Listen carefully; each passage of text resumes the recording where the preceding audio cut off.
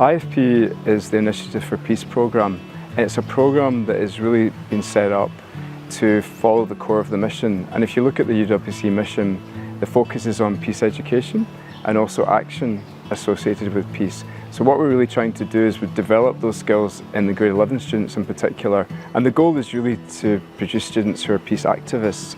And that's what IfP really does at its core, is it develops those skills in the students. Right now, the grade 11 students, we are in Centro Juan Pablo II, here in Timor-Leste, organizing the IfP Conference 2025. In Timor-Leste case, where we are now, it's a post-conflict country, but we have been present in this specific conference for the past 15 years. Preparing for the conference is a year-long process.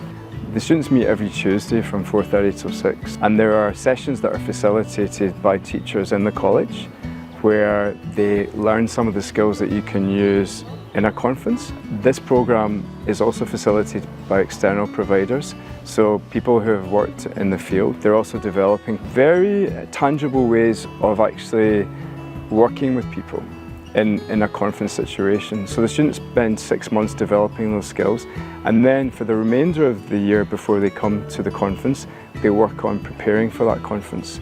So they are the leaders of the conference, so they have the opportunity to plan, to set up and to implement. We were trained by the teachers in Dover campus and in East campus in topics related to peace building, also sustainability, gender empowerment, and I think those are the pillars of the conference.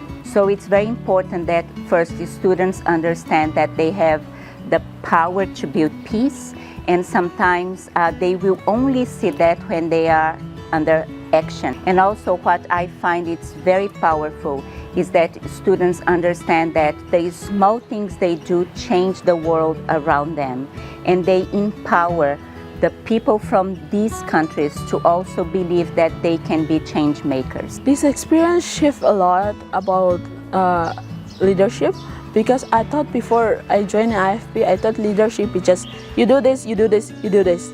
I just tell you what to do. But actually leadership is the one that you need to take action first before everyone else. So that's how I think all of us as facilitators grow, because we take action first to give an example to the delegates. I always thought that peace was something like, oh, just like don't fight each other, that kind of thing. But there's actually a lot of different layers to it.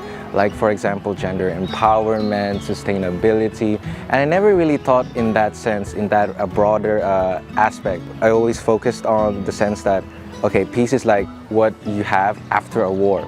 You just don't fight. After the conference, I learned that there are different kinds of peace and different ways that you can obtain it. And I really found it very interesting how we interacted with other people, and we were able to, like, in a sense, build a very safe environment that was very healthy. I don't think that anyone was like out of place or anything. So I really, really enjoyed it. One of the memorable things that I've experienced here is going through the activity together with the UWC students. Be able to share our thoughts and opinions about peace, and it was really a great, amazing experience to have with them. I managed to come out of my comfort zone and meet new people. It's a moment of growth that I think will help me throughout the rest of my life.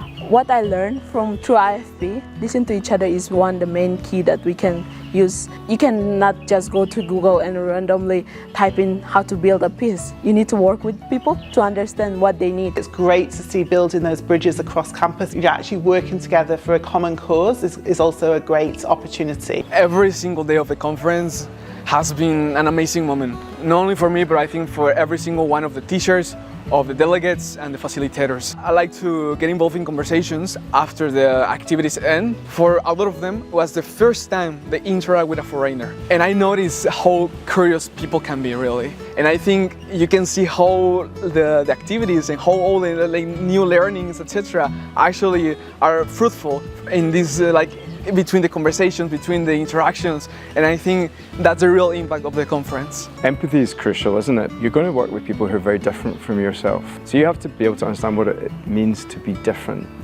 And you have to be able to do that if you're going to connect with people. I think what this conference taught me about empathy is, well, it made me realize that I think empathy is one of the fundamental pillars of progress. The learning goes both ways, that it's not just our students going in and teaching or facilitating for the Timor-Leste delegates, it's also the delegates sharing their life experiences and enriching our students.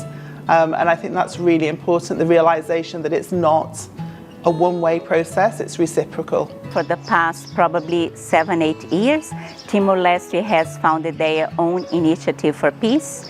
So it's our dream that every community we visit and we run a conference, they become sustainable in their own communities.